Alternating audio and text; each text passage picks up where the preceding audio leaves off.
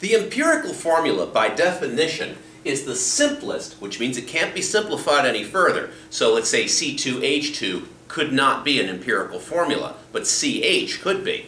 Simplest whole number. That means it has to be a ratio of like 1 to 2, not 1.5 to 3. It has to be a whole number ratio. Mole ratio, which means that you're dealing with moles, not grams, not liters, not number of molecules, but moles. Ratio of ions in an ionic compound. Now, given this information, what you can do is you can take a compound and you can decompose it.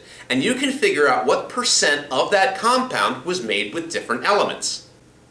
Then, taking the percent composition of that element, you can actually convert that to moles and then make a mole ratio, which you can then simplify. Now, if that sounds confusing, just watch what comes next. The first step, you're going to be given grams. You're going to take a compound, you're going to decompose it, and you're going to weigh how much of each element you have. So the first step is to convert the amount of grams you're given to moles. How do you do that? You divide by formula mass. Now, if the amounts are given as percents, then what you would do is assume that you have a 100-gram sample. Because let's say you had 70%. Well, 70% of a 100-gram sample would be 70 grams. So what you can do is change the percent signs to grams. Let's just pretend we have 100 grams of it, and therefore the percent sign would be the same as grams. You can get away with it. It's a really neat mathematical trick. Once you've converted grams to moles, you're going to have a mole ratio, which is great, a mole ratio.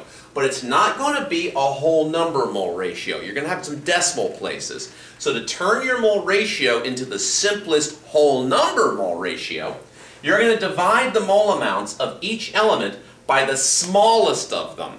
Whichever one of your mole amounts is smallest, you'll divide all your mole amounts by that much, and that will give you the simplest ratio. Here's how you do it. A compound contains 50% sulfur and 50% oxygen by mass. Determine the empirical formula of this compound. So what somebody did was they took this compound and they decomposed it. And they found out that it was a 50-50 mixture of sulfur and oxygen by mass. Now we're going to assume that we have a 100-gram sample. We're going to change the percent sign to a gram sign. And now we're going to convert sulfur and oxygen. Sulfur is 50.0 grams, and so is the oxygen. The atomic mass of sulfur is 32.1 grams per mole. The atomic mass of oxygen is 16.0 grams per mole.